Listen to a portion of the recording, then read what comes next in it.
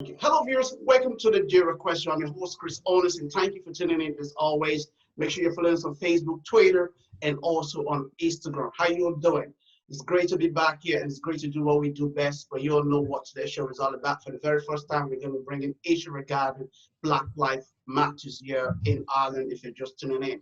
Okay, before we kick off to today's show, I'd like you to meet my guest who is standing by to go into conversation with me. Let's start with my very first guest, Leo. Can we meet you, please? Leona, sorry.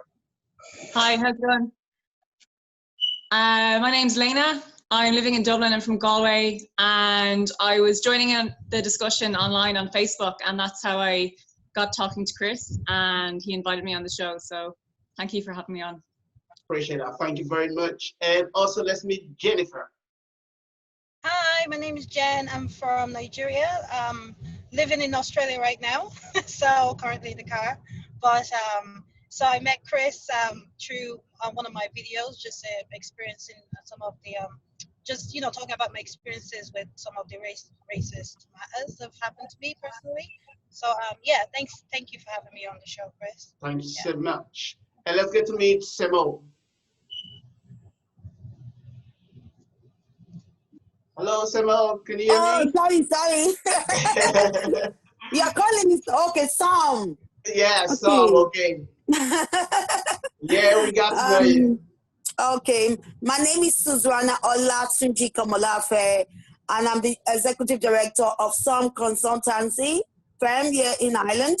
I also the CEO and founder of the Afro in Diaspora Center. This is an organization that is specifically working with Africans and Caribbean here in Ireland. We focus on projecting and profiling a positive image of Africans and Caribbean in diaspora but living here in Ireland, and we work on a global level as well. It's good to be here today to be able to have this conversation. This is something I'm passionate about. It's important and paramount for us to project a positive image of ourselves as Africans. And our life do really matters. It's been a scary word for us now. We have to start talking about this. So thank you for having me in this conversation, and I hope we can come up with something positive at the end of this. Thank you very much, Suzanne. And also, Anna, let's get to meet you.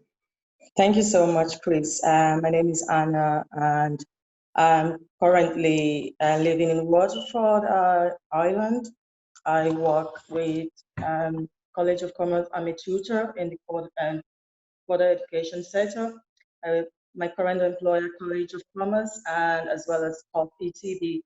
And I'm also a coaching psychologist, and I also do research. Wow, thank you all so much. Thank you all so much, guys. Thank you so much. The reason we do this is for viewers at home to get to meet our guests and be able to get to know more insight. Guys, I can't say much more than this, but thank you so much for coming aboard. Okay, first of all, before we kick off this show, we want to go just 10 minutes silent for George Floyd, because I believe his moment strike every one of us to be here today, and just a 10 seconds silent for that. Thank you so much. And for all those who have experienced it as well. Thank you. I'm sorry, can you repeat the question? Okay, it's just a 10-second silence. So we just not gonna say anything for now, just 10 seconds. Thank you.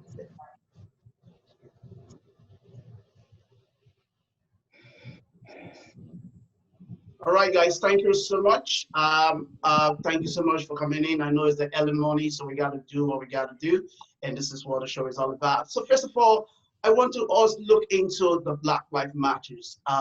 George Floyd was killed in the States, and there's a whole lot of campaign going on. There's a whole lot of hat pouring of Black people who are shouting enough is enough.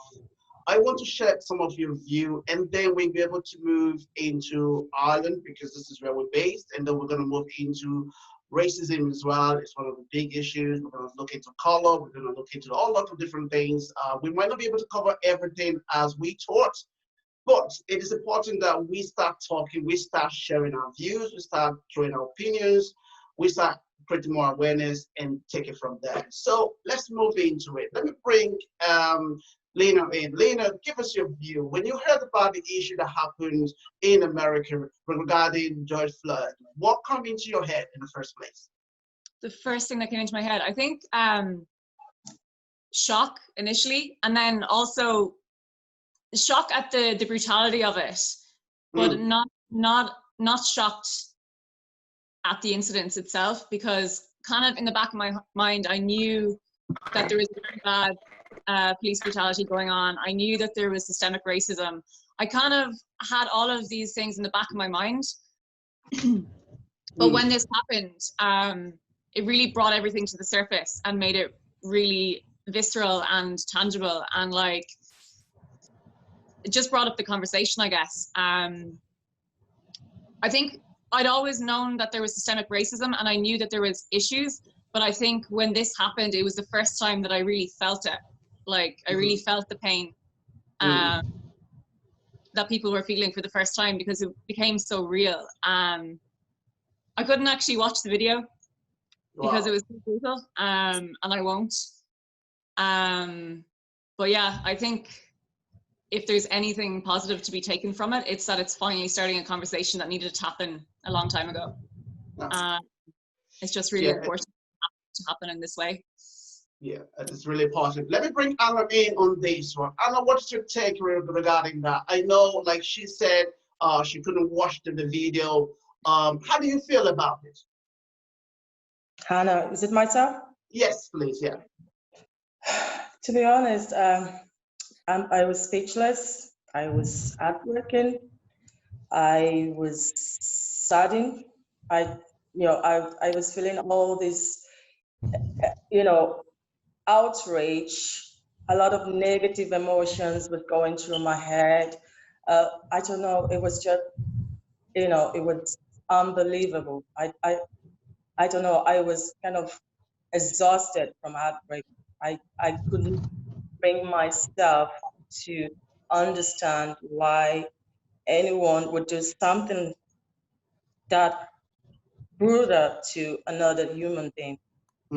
I knew the focus was on racism, but for me, it was way beyond racism. It was pure evil. It was, I don't know what was to use to describe, the outrage that I felt. It was brutal. It was heartbreaking.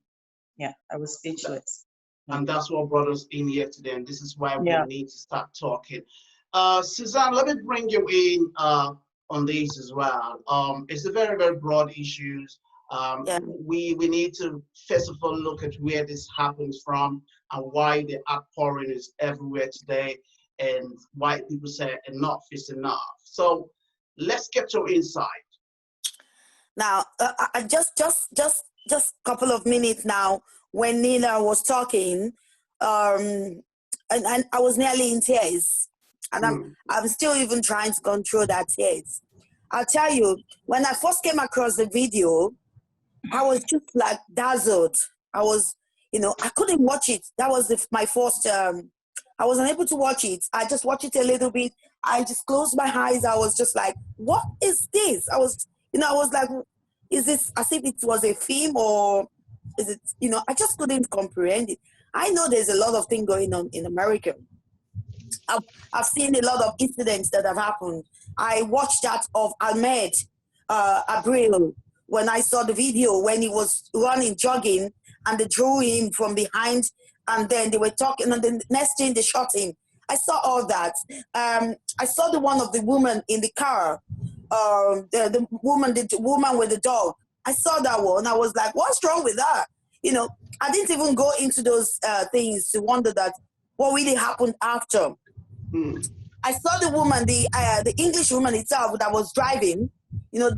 She was driving, and the police officer stopped her, and the police officer was telling her to get a license, and she was trying to tell the police officer that, oh, this is what I'm trying to get. That is where my bag is, and she was, shaking, and then the police officer said to her that you don't need to worry anyway. We don't kill white people. We only kill the black people. I revised the video again as if I didn't hear what he said. What's going on here? What did he say just now? That, you know, but by the time I start seeing everybody talking about it, you know, we're going through the video, the first thing that happened to me was I was scared for my own kids. Mm. I have teenagers. I have 3 teenagers. Mm. But out of those 3 teenagers, I have 2 teenagers that are boys. Mm. I have one of my youngest is 18, which is just growing up. And he thinks he's becoming a man, you know. You can see him acting that out, being a man. Then I started wondering that I called them and I was trying to let them understand that this place is, you know, I was screaming, I was shaking that you guys have to be careful, you guys have to be this, you know. That was the extent of fear that it created in myself. You know, it was just, you know, you can't just control the outrage of fear that was generated. By the time I now had the opportunity to watch it a little bit recently, I said to myself, this is not murder or anything, it's an execution. He was executed. Because there's a new video that came out with regards to what happened to him and showed the way everybody was trying to stop them from that he should take his nail off his neck and telling him that this man is dead. And he just stayed there, you know. Ignorant. He just doesn't care. It was just, so anyway, that's the way I feel. That's good. Let me bring Jennifer in. Jennifer, I know you're in Australia, and I believe you all see what's happening. Give us your insight about that as well before we move on. Initially, when I first saw the video of George, I broke down in tears, to be honest, because I'm actually trying not to cry right now, just thinking of the video. But I just couldn't believe that this was being done to a human being, if anything. Not black, not white, just a human being. It's just, I mean, he was handcuffed, so there was no need for the brutality, you know. And I kept imagining, I have a brother who is turning 18 this year, and God forbid if that was my brother. Do you know what I mean? It really got my heart. I know this issue has been happening a while in America, but this video just, I just couldn't shut up anymore about it. So it's time to speak up. So I'm glad something's happening, but I do hope the movement keeps going. Do you get me? I do indeed. Yeah.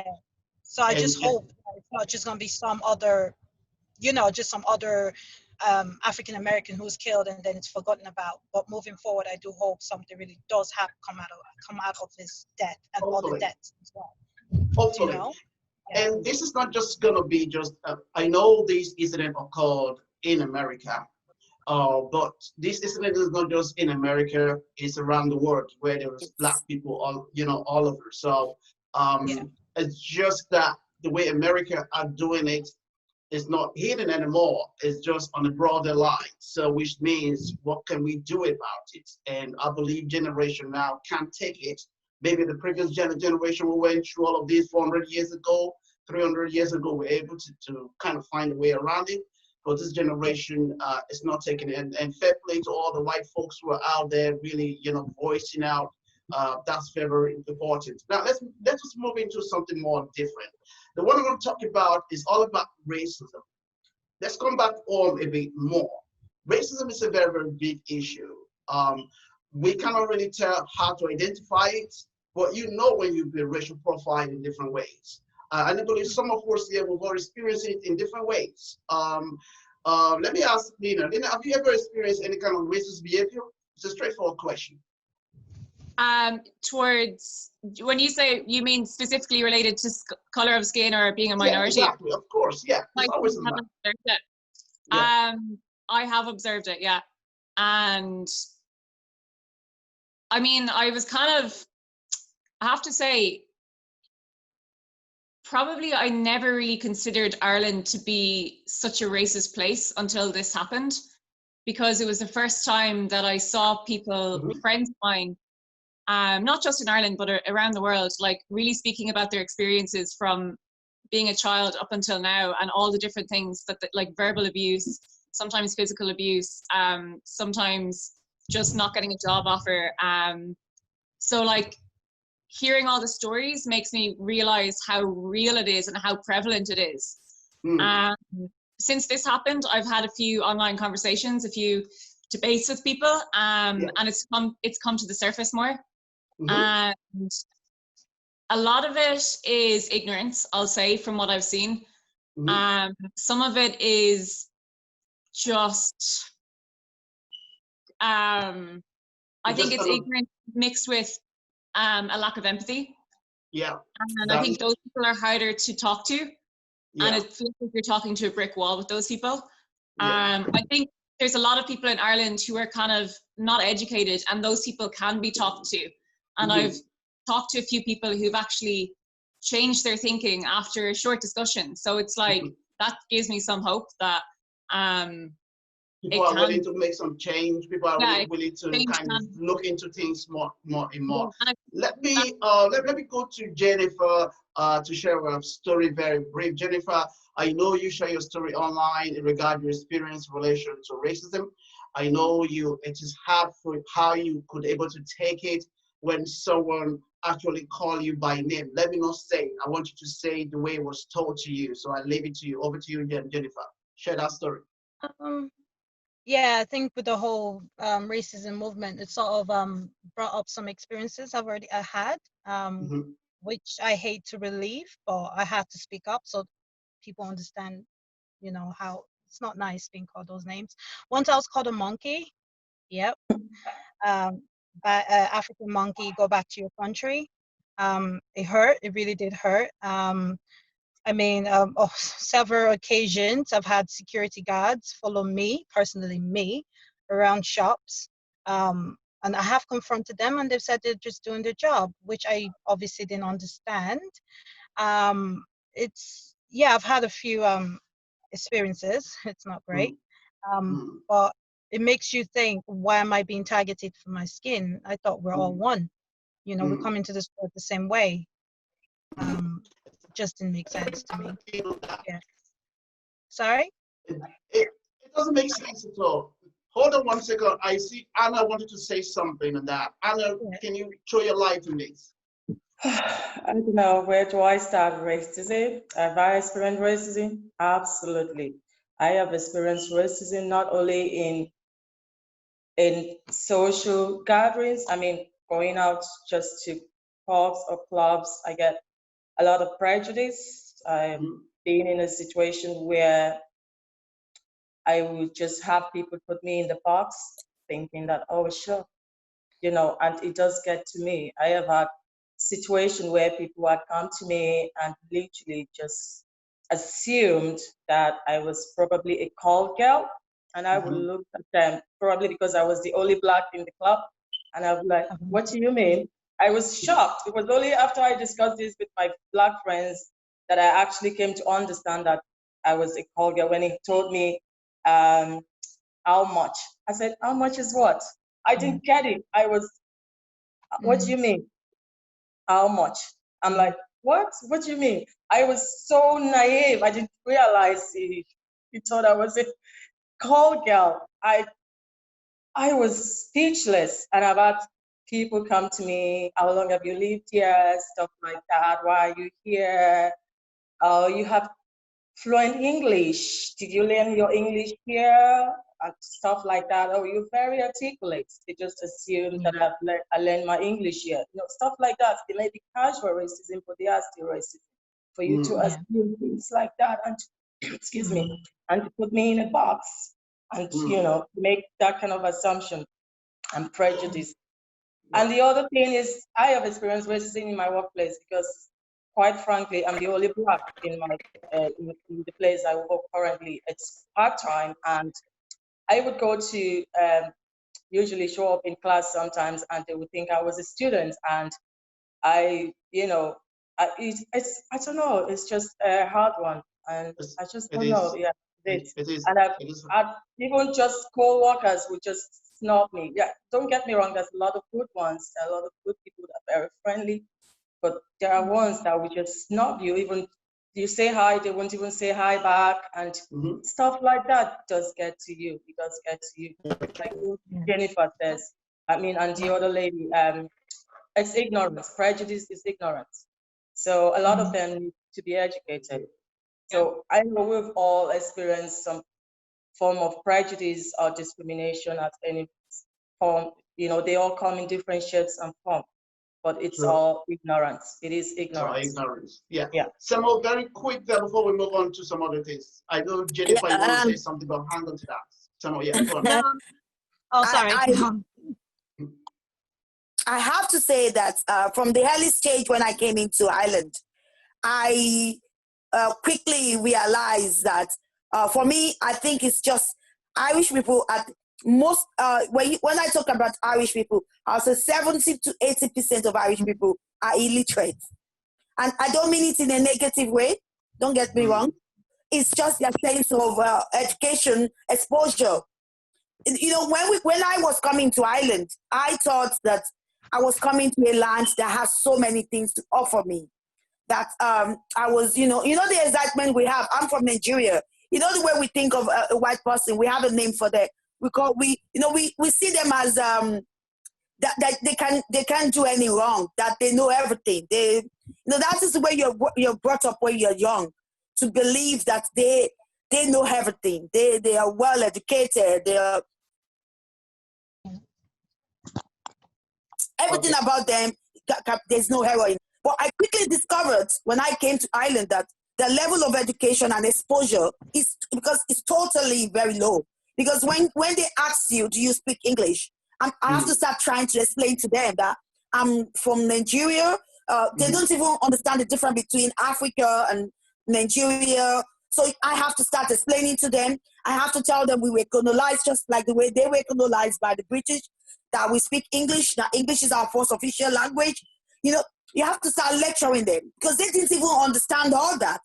So I feel from that moment, I knew that was part of the reason, their attitude, their prejudice, their thinking, and it's based on the way the media has always portrayed Africans.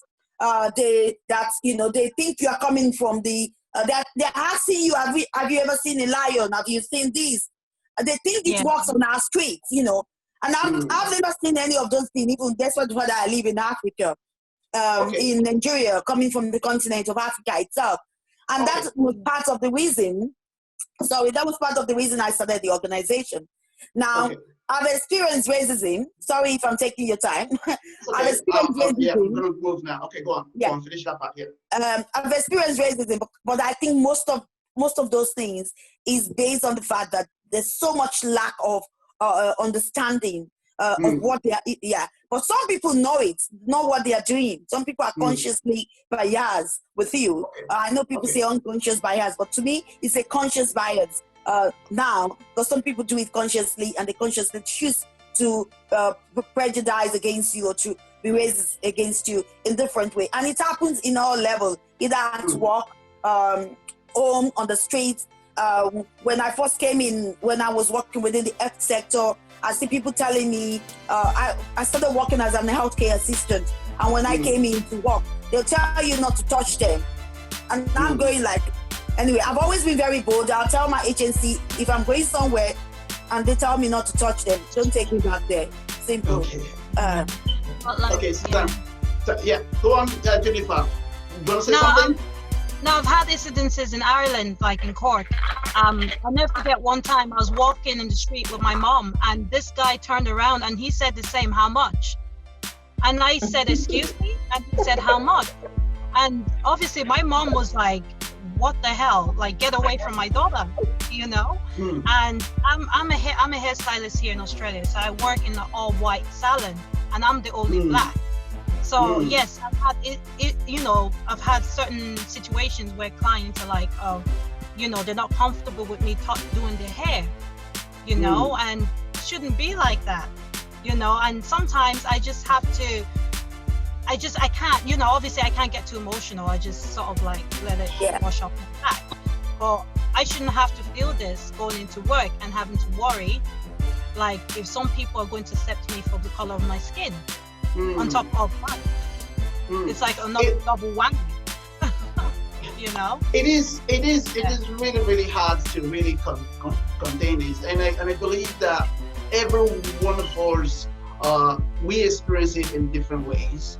And if we are coming out to really talk more about it like this, I think this would really brought a lot of people's mind out a lot more. Dina, can I come to you? I know you've shared your experience. You've listened to what the other ladies are all saying. For you, I know you will experience it, but you will have more advantage because of your skin. How do you feel with that? I love that. We need to kind of come out of that kind of pain to where we say, oh, you don't want to call out black, you don't want to call out white. But for the fact that this is happening, we have to really spread it around. Meaning that for you, your color is white. There's more privilege for you. Would you accept it? Yeah, I would. The sense that I got when you guys were sharing your experiences with racism, I just felt tired. Like, to have to experience, even you say, oh, it's just ignorance, but to have to experience that on a regular basis and to have to continually explain yourself and prove yourself for almost like you have to do that so that every other black person is not judged as well. Like, it's a pressure. Like, that's the sense that I'm getting, that I don't have to experience that in any way. Actually, like, this whole movement has for the first time made me feel a little bit of that pressure. And I've been lucky enough not to feel that for so long. So I'd definitely say that I have privilege, like, no doubt. And just sorry there, Chris, to come in. Just like Linda was saying, you know, you find yourself in a state whereby you're every time you're in